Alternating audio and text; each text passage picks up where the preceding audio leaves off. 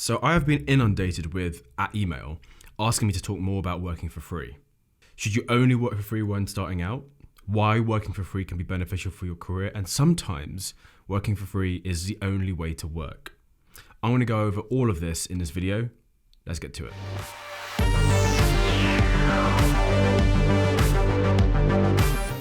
Perhaps the most obvious reason for working for free is to build up your portfolio. When you're starting out, it's extremely difficult to get a brand or an individual to pay you.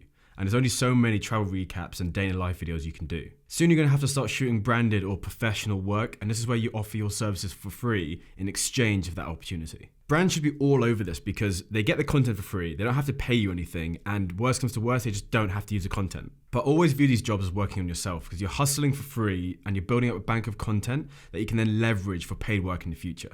Now, I'm sure that you would anyway, but this means you need to give it your all. You need to bring your A game to the filming, to the edit. You need to produce really good work. If you impress the brand enough, then there's opportunity there for paid work in the future. It's not always the case, and sometimes the client might just want some free content, but they might recommend you to somebody who would pay you, or at the very least, you just have a better portfolio. The easiest way to do this is to go for the brands you're super interested in. So cars, jewelry, fashion, real estate. Whatever it is, you'd usually put more effort into the video because it's in line with your other passions. I talk more about this in my video on how to charge for beginners. It's a quick plug. So this brings me on nicely to my next point, which is you're going to do better work. So if it is another passion that you have, and let's just go with fashion, then you're going to be putting in more hours. You're going to be taking the extra step to make sure that the video is as good as it can be. Whereas if you're doing free work for something you're not interested in, you're going to start to resent the fact that you're doing it for free and you're not really interested in it. You're always putting more effort and you're always putting more hours, but you'll generally just be more excited about the videos that you're making. So if you're going to work for free, make sure you've pivoted the opportunity to do so. To expand on this, what I would do is negotiate with the client if you can have total creative control or a large amount of creative control over the project. This is an opportunity to test your skills. So to test filmmaking methods that you haven't thought about before, or to find your editing style, or to try something that you didn't want to try on a paid job because you were worried if something went wrong. All of this is critical when you're taking on multiple paid jobs, but now you don't have the stress or the pressure of a financial agreement hanging over you. It's quite common to fall into a specific niche when you're starting out. Fitness, real estate, weddings. And it usually stems from that niche being the first ones to pay you. So you build up a huge portfolio of either free work or paid work, and then it usually snowballs from there. So whilst you have proven skill that you can make excellent videos, a brand from another niche is going to be hesitant to pay you because you just don't have an example of the type of work they're looking for. To this day, when I'm in early negotiations with a client and they ask if I have an example of the video they're looking for, I always think, well, my website and my Instagram has loads of examples of work, but they want something a bit more specific. You just got to put yourself in their shoes. They're going to know the demographic way better than you, and they're also going to just be native to the type of content in their niche. They're going to contact you because they want you basically to replicate a video that they've seen online. But if you don't have an example of the type of video they're looking for, they're thinking that they're going to have to bring you up to date with the type of content, and it's a hesitation you just don't want them to have. So I recommend not waiting on a brand to ask you if you have this type of video. This is because when you're having these types of conversations and it's going back and forth, by the time you go out to make the video for free to show them the example, they might have just found somebody else. Assuming you don't convince them that you can do this video, I would just be completely honest with them and say, look, I don't have any examples of this video right now, but I think it'd be really good for me to have. So I'm willing to do this video for free. If they refuse for whatever reason, then so be it. But I would still go out there and make 1 or 2 videos in that niche. So next time a real estate agent contacts you, you can just show them a video that you've done before. So go out and shoot a couple weddings or buy a whiskey bottle and shoot a spec ad at home. Daniel Schiffer does this sort of stuff all the time. Or go to a skate park and just ask people if you can shoot them for free, and then you can maybe give them the video for exchange of filming them. Offering your services for free probably means that you're going to be working a lot. And if you're going to be working a lot, I'll be building up as many relationships as possible, business relationships as possible, because you'd never know when your next point of contact would be for paid work. So not only does this mean producing great work, but on the actual shoot itself, just be somebody that they remember. Be kind, be funny, be helpful. Just be somebody that they like being around, because if they don't hire you directly, they can recommend you to somebody who would hire you. Not only that, but they could be a point of contact in the future for a location you want to film in, or for products that you need in the video, or an employee that was working there has a right look for this music video that you're going to be doing. You never know what might happen, but if you build up the network now, then it will pay dividends for the rest of your career.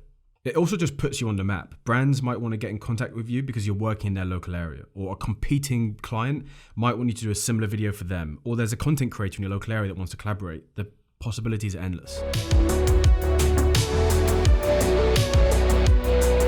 There's a reason why business gurus say that you should find a mentor, or at the very least find a North Star individual to learn from. These guys and gals are 5, 10 or 20 years your senior in terms of career, or they have skills and talents that you want to emulate from, or they're experts in their field, or they're just people that you look up to. They are focused, they are busy, and they're not cheap. So how do you get into their inner circle?